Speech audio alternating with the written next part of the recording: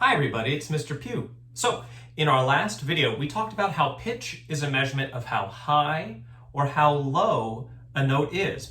And we measured that on our staff. If you can see on my staff here, ooh, we have the higher a note is on the staff, the higher that sound is, and then the lower it is on the staff, the lower that sound is. So, for example, here, this A, all the way down here, sounds like this. And if I go up an octave, sounds like this. And another octave. So the higher we go on our staff, the higher the sound. If I went like all the way up, beautiful, right? Beautiful. Now, what we're going to be talking about today is a system to organize these sounds so that we can physically represent the sound and so that we can have kind of an idea of how these function together.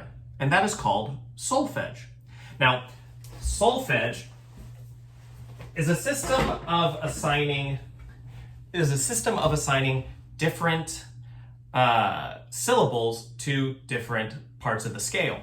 If you look over here, I'm going to show you a nice little image of the whole chromatic scale in solfege. Now, we're not going to go into all of the different chromatic scales right now. We'll save that for later. For now, we're just going to learn about the major scale, which goes right up the middle, okay? Right up the middle. Now, when we are singing a major scale, first we need to focus on matching pitch. Now, matching pitch is something that most musicians can do innately. It's something that you can practice and get better at. And the way that it works is that because some of us have lower voices and some of us have higher voices, we're going to need to match that pitch in our own octave. Just like I showed you before, the A down here is the same as the A up here and the A up here. So let's try it with C. C, for example. Here's our C. And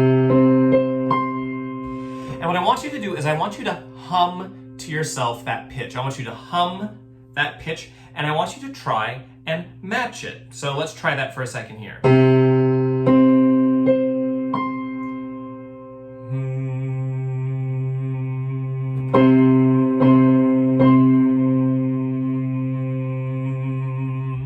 What you'll notice is that if you are in tune with that pitch, it will be nice and level. There won't be any sawtooth motion. Listen to what happens if I'm out of tune.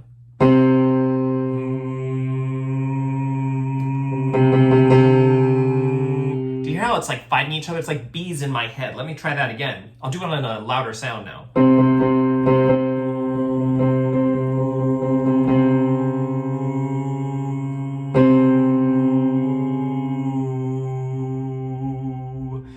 So if you're having trouble matching that pitch, what you need to do is you need to realize, am I below that note or am I above it, and adjust accordingly.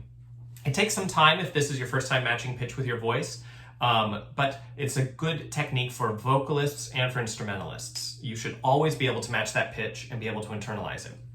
Now that we've matched our pitch, let's try and sing a major scale. Over here is our solfege. We're going to go up the middle. It goes do, re, mi, fa, sol, la, ti, and do. Let's repeat that together. Here we go. Do, re, mi, fa, sol, la, ti, do.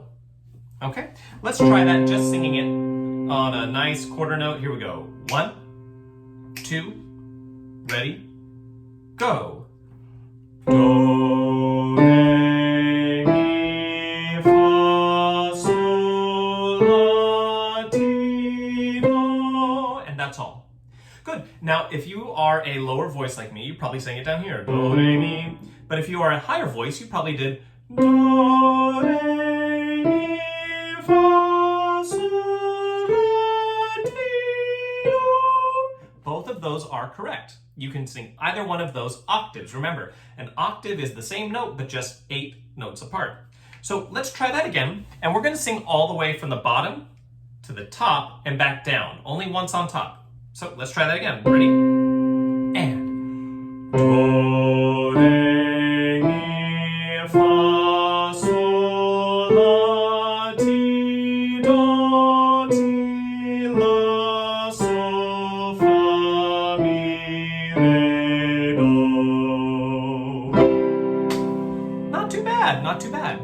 Now you might have noticed that I used some hand signs earlier. These get a little complicated, but what it does is it allows us to map in our bodies how low and how high the pitches go. So for example, do looks like this. So show me with your hands, do. Now, re, mi, fa, so, la, ti, and do. Notice as I went up the scale, my hands moved up my body. As you're practicing using these hand signs, try to map them along your body like this, because just like when you're playing an instrument, it really helps to be able to just press a note and all of a sudden that note comes out. Press a couple buttons and it comes out. But with singing, it helps us to physically manifest these pitches so that we can have that same sort of relationship kinesthetically, that same physical relationship. So now that we have gone through, let's try and sing a major scale with our hand signs. This is extra hard, okay? Here we go. Ready, set, and go. Do, re, mi, fa, sol, la, ti, do, ti, la, so, fa, mi, re, do. Whew. Now that is a workout. Now if that was tricky for you, I encourage you to play that part of the video back again, practicing those hand signs. They'll come in handy as we work forward with our sight reading activities. Now, in our next video, we're going to be looking at the major scale, and we're going to be applying that major scale to some of our reading examples. So between now and then, practice your hand signs, practice matching pitch, and until then, I'll see you next time.